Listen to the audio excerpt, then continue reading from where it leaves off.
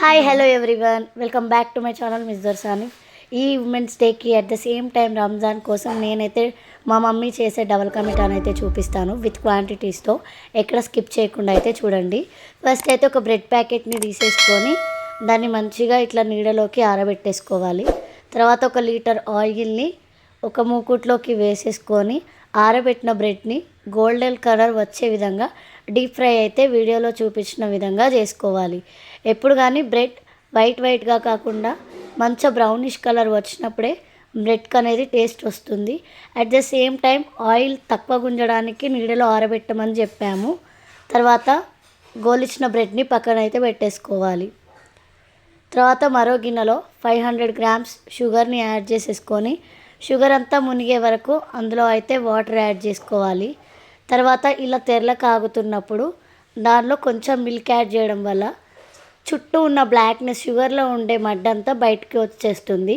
So దాన్ని అయితే గిన్నెలోకి తీసేసుకొని పక్కన పెట్టేసుకోవాలి. తర్వాత ఇలా వైట్గా అయిన దానిలో మనం యాలకుల పొడి, ఫుడ్ కలర్ని అయితే యాడ్ చేసుకోవాలి. అప్పుడే కలర్ బాగా కనిపిస్తుంది డబల్ కా మీఠాకి.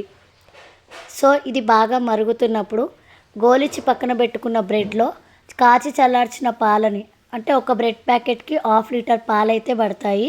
సో కాచి చల్లార్చిన పాలని బ్రెడ్ మీదకి ఇలా వేసేసుకొని బ్రెడ్ అంతా మునిగాక ఆ బ్రెడ్ని అయితే తీసుకెళ్ళి మసులుతున్న పాకంలో అయితే వేసేసుకోవాలి. వేసేసుకొని ఒక 2 టైమ్స్ 3 టైమ్స్ మాత్రమే తిప్పాలి. బాగా ఎక్కువ తిప్పడం వల్ల నుజ్జుగా అవుతుంది. సో అలా అవ్వకుండా ఉండాలంటే ఇలా నార్మల్గానే తిప్పేసుకోవాలి. తర్వాత బాగా కొంచెం తుకతుక ఉడికిన తర్వాత అందులోకైతే నేతిలో గోలిచ్చుకున్న జీడిపప్పును వేసుకోవాలి.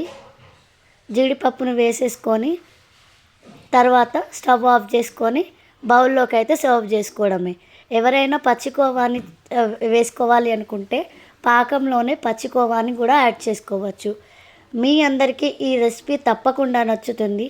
జస్ట్ 20 మినిట్స్లో ఈ రెసిపీ అయితే తయారైపోతుంది. మా ఇంట్లో మా అందరి ఫేవరెట్ రెసిపీ. సో తప్పకుండా ట్రై చేస్తారని అనుకుంటున్నాను. మరో వీడియోతో మీ ముందుంటాను. బాయ్. ఇప్పటిదాకా వాచ్ చేసినందుకు అందరికీ థ్యాంక్ యూ. వన్స్ అగైన్ అందరికీ happy women's day and happy Ramzan అడ్వాన్స్గా చెప్తున్నాను.